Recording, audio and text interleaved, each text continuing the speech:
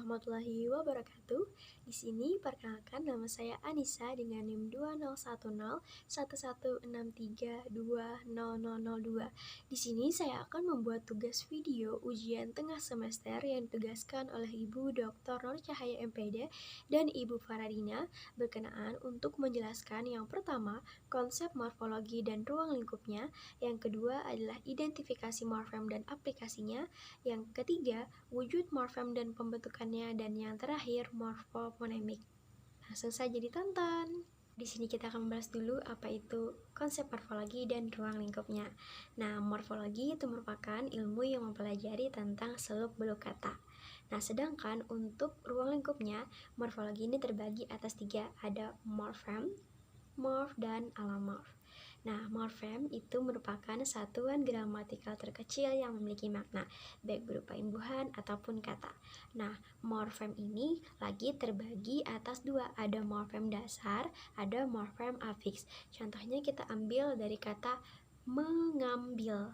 Nah, mengambil itu terdapat ada 2 morfem. Kita pisahkan dulu antara morfem afiks dan morfem dasarnya menjadi mengambil. Nah, meng itu termasuk ke dalam morfem afiks, sedangkan untuk kata ambil termasuk ke dalam morfem dasar. Lalu ada yang disebut dengan alomorf dan morf. Nah, sebenarnya morf dan alomorf ini sama-sama dari apa? Sama-sama anggota dari morfem. Bedanya, kalau morf itu dia belum diketahui statusnya, sedangkan untuk alomorf dia sudah diketahui statusnya. Nah, sebagai contoh di sini ada meng.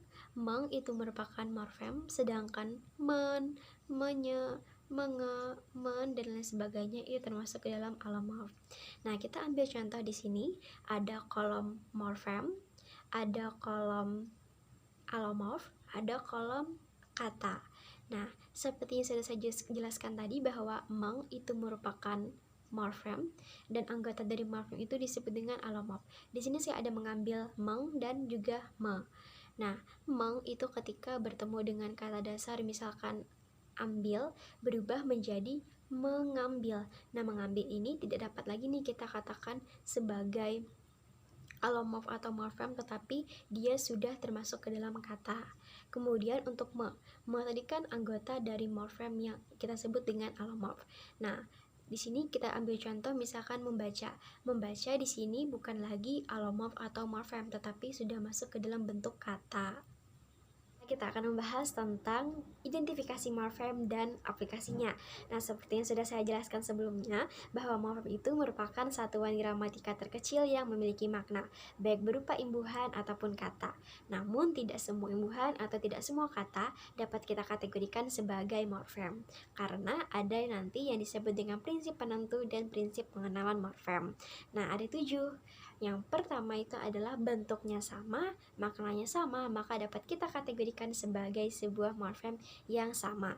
Contohnya pada kalimat di samping ini, yang pertama adalah bulan depan saya lulus ujian. Kalimat kedua adalah bulan ini saya menikah. Nah, pada dua kalimat tersebut sama-sama menggunakan bentuk kata bulan dan maknanya pun sama. Karena apa? Karena kata bulan di dua kalimat tersebut sama-sama menunjukkan makna waktu, sehingga dapat kita kategorikan sebagai sebuah morfem yang sama. Yang kedua adalah bentuknya yang sama tapi maknanya berbeda. Contohnya adalah bunga mawar itu cantik sekali. Kalimat kedua, saya meminjam uang di bank dikenakan bunga 5%. Bunga pada di dua kalimat tersebut sama-sama menggunakan bentuk yang sama, tetapi maknanya berbeda. Makna bunga pada kalimat pertama menunjukkan makna tumbuh-tumbuhan, sedangkan bunga pada kalimat kedua itu menunjukkan uang yang kita keluarkan di luar uang yang kita pinjam. Maka dapat kita kategorikan sebagai dua buah morfem yang berbeda. Kemudian yang ketiga itu adalah bentuknya yang berbeda tetapi maknanya sama. Contohnya, ibu pergi ke Jakarta, mama pergi ke Jakarta. Pada kedua kalimat tersebut menggunakan bentuk yang berbeda. Satu menggunakan ibu, satu menggunakan mama. Tetapi pada dasarnya kedua kalimat tersebut memiliki makna yang sama, yaitu menunjukkan orang tua perempuan, sehingga dapat kita kategorikan sebagai dua buah morfem yang berbeda. Kemudian ada bentuk yang berbeda atau mirip, tetapi perbedaannya di sini dapat kita jelaskan secara fonologis sehingga dapat kita katakan sebagai sebuah morfem yang sama. Contohnya menye, menga itu termasuk ke dalam bentuk-bentuk yang mirip. Contohnya, melihat, membina, membaca, itu termasuk dalam sebuah morfem yang sama karena dia bentuknya dapat kita jelaskan secara fonologis perbedaannya, sedangkan maknanya sama. Tetapi yang perlu kita garis bawahi adalah bukan berarti makna dari membaca, membina, dan melihat itu sama. Yang dimaksud sama di sini adalah dari segi morfem afiksnya, yaitu di sini morfem afiks itu menunjukkan verba aktif. Kemudian selanjutnya morfem yang muncul pada pasangan satu-satunya. Misalkan kata basah hanya dapat muncul dengan kata kuyup sehingga menjadi basah kuyup. Kata renta hanya dapat muncul dengan kata tua sehingga menjadi tua renta. Nah, ini nanti akan disebut juga dengan yang namanya morfem unik gitu. Karena morfem ini hanya dapat muncul dengan pasangan satu-satunya. Kemudian yang keenam itu adalah bentuk yang muncul berulang-ulang pada satuan yang lebih besar dan memiliki makna yang sama. Contohnya pada kata baca, ada membaca, bacaan, keterbacaan, pembaca. Nah, pada beberapa kata tersebut, kata baca dapat muncul berulang-ulang dan maknanya sama, sehingga dapat kita kategorikan sebagai sebuah morfem yang sama. Yang terakhir itu adalah bentuk yang muncul berulang-ulang pada satuan yang lebih besar juga, tetapi maknanya berbeda. Nah, perbedaan makna di sini hanya secara polisemi. Contohnya pada kalimat ini, saya menjadi kepala sekolah. Kalimat kedua adalah setiap kepala mendapatkan bantuan sembako. Nah, pada dua kalimat ini sama-sama menggunakan bentuk kata kepala, tetapi di sini maknanya itu berbeda secara polisemi karena kata kepala itu memiliki makna yang ganda, tetapi dapat kita kategorikan sebagai sebuah morfem yang sama. Tentang wujud morfem dan pembentukannya. Jika kita berbicara tentang wujud morfem, maka kita akan membicarakan tentang yang namanya jenis-jenis morfem. Yang pertama adalah ada morfem bebas, ada morfem terikat. Apa itu morfem bebas? Morfem bebas itu adalah morfem yang dapat muncul dalam pertuturan tanpa membutuhkan morfem lain. Contohnya adalah kata baca. Kata baca itu termasuk ke dalam morfem bebas. Apa buktinya kata baca itu dapat dikategorikan sebagai morfem bebas? Contohnya adalah pada kalimat saya baca buku. Di situ kalimat tersebut berterima. Karena apa? Karena dapat dipahami. Saya baca buku, itu dapat dipahami. Itu artinya kata baca di situ termasuk ke dalam morfem bebas karena ia dapat muncul langsung dalam pertuturan dan juga maknanya berterima. Sedangkan untuk morfem terikat itu justru kebalikannya, yaitu ia tidak dapat langsung muncul dalam pertuturan kecuali ia harus bergabung dulu dengan morfem lain. Contohnya saya membuku. Nah, prefiks mem di situ termasuk ke dalam morfem terikat. Karena apa? Karena ketika ia muncul dalam pertuturan itu maknanya itu tidak berterima gitu. Nah, ia akan berterima ketika ia bergabung dengan morfem lain. Contohnya kita gabungkan dengan kata baca tadi menjadi saya membaca buku. Nah, kata membaca buku di situ tersebut dapat berterima ketika morfem terikat tadi bergabung dengan morfem lain. Kemudian yang kedua itu adalah morfem utuh, morfem terbagi. Nah, morfem utuh itu juga sama dengan morfem bebas sebenarnya, yaitu morfem yang dapat langsung muncul dalam pertuturan, seperti contohnya kata baca tadi gitu. Nah, sedangkan untuk morfem terbagi itu contohnya pada kata kedinginan. Kata kedinginan di situ termasuk ke dalam morfem terbagi. Karena apa? Karena di situ kata dingin itu dibubuhkan secara serentak.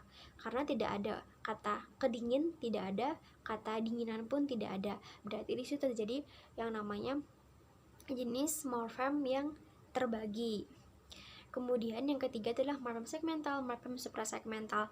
Morfem segmental adalah morfem yang dapat kita segmen-segmenkan, morfem yang dapat kita pecah-pecah, morfem yang dapat kita putus-putus. Contohnya kata bahaya. Nah, itu termasuk ke dalam morfem segmental. Sedangkan untuk morfem suprasegmental itu adalah morfem yang berkenaan tentang tekanan, nada, jeda, dan juga durasi. Walaupun sebenarnya di dalam bahasa Indonesia itu unsur suprasegmental ini sebenarnya tidak ada. Ada, tetapi dikatakan itu hanya ada dalam tataran sintaksis, tidak dalam tataran morfologi. Kemudian ada yang disebut dengan morfem zero. Morfem zero adalah morfem yang dihilangkan. Contohnya saya minum obat. Nah, kata minum di situ biasanya ditambahkan prefiks menjadi meminum. Tetapi pada kali ini kita hanya menyebutnya misalkan saya minum obat. Nah, kata minum obat di situ sebenarnya maknanya tetap berterima walaupun dihilangkan morfem prefiksnya. Nah, penghilangan morfem prefiks itulah disebut dengan yang namanya morfem zero. Nah, penghilangan morfem perlu untuk kita ketahui atau kita garis bawahi bahwa penghilangan morfem zero ini tidak mengganggu esensi dari makna kalimat tersebut atau makna dari kalimat kata tersebut. Seperti kata minum tadi. Kata minum itu walaupun dihilangkan prefiksmenya, maknanya itu tetap berterima dan tidak terjadi perubahan sedikit pun terhadap makna dari kata tersebut gitu. Maka itu yang disebut dengan yang namanya morfem zero. Kita akan membahas tentang morfofonemik. Apa itu morfofonemik? Morfofonemik itu adalah terjadinya perubahan bunyi atau fonem akibat dari proses morfologi. Nah, proses morfofonemik ini kita bisa menganalisis sebuah kata bisa berdasarkan menggunakan meng atau menggunakan menasal. Namun di sini saya hanya akan menjelaskan bagaimana cara menganalisis dengan menggunakan meng. Meng itu terbagi atas beberapa hal terjadi proses. Yang pertama itu adalah proses pemunculan, proses penghilangan, proses perubahan, dan proses pengekalan, dan yang terakhir juga ada proses pergeseran. Yang pertama proses pemunculan. Proses pemunculan itu adalah terjadi ketika meng tadi berubah menjadi menge. Proses penghilangan itu terjadi ketika dari yang tadinya meng berubah menjadi me. Proses perubahan itu terjadi ketika dari yang tadinya meng menjadi mem, men, dan menye. Ketika yang terakhir adalah proses pergeseran. Proses pergeseran itu terjadi ketika dari yang tadinya prefiks meng menjadi meng tetap. Artinya dari meng menjadi meng tetap. Nah, yang pertama itu adalah pemunculan. Pemunculan itu dari tadi meng menjadi menge. Kita ambil contoh menggunakan kata mengecat. Kata mengecat itu sebenarnya terjadi dua proses. Yang pertama itu adalah jika kita pisahkan dulu antara kata morfem dasar dengan morfem prefiksnya mengecat. Menge itu jika kita lihat dengan proses meng tadi terjadi pemunculan, yaitu dari meng menjadi menge, maka terjadi pemunculan pada morfem prefiksnya atau morfem afiksnya. Yang kedua itu adalah terjadi pengekalan. Pengekalan apa? Terjadi pada morfem dasarnya. Karena kata cat itu tidak berubah sama sekali, sehingga termasuk ke dalam proses pengekalan. Yang kedua itu adalah proses penghilangan. Contohnya pada kata merawat. Kata merawat itu jika kita pisahkan dulu antara morfem afiksnya dan morfem dasarnya jadi merawat. Me itu jika kita lihat dengan menggunakan meng maka terjadi penghilangan karena dari yang tadinya meng menjadi me. Nah, maka terjadi penghilangan pada morfem afiksnya. Kemudian terjadi pengekalan pada morfem dasarnya yaitu pada kata rawat. Karena kata rawat tidak terjadi perubahan apapun, baik pelesapan, baik perubahan, penghilangan, dan lain sebagainya. Kemudian ada proses pengekalan. Contohnya pada kata menghina. Kita pisahkan dulu antara morfem afiksnya dan morfem dasarnya jadi menghina. Meng itu jika kita lihat dengan menggunakan meng tadi, meng tidak terjadi perubahan, artinya tetap dari meng menjadi meng. Maka pada morfem afiksnya terjadi proses pengekalan.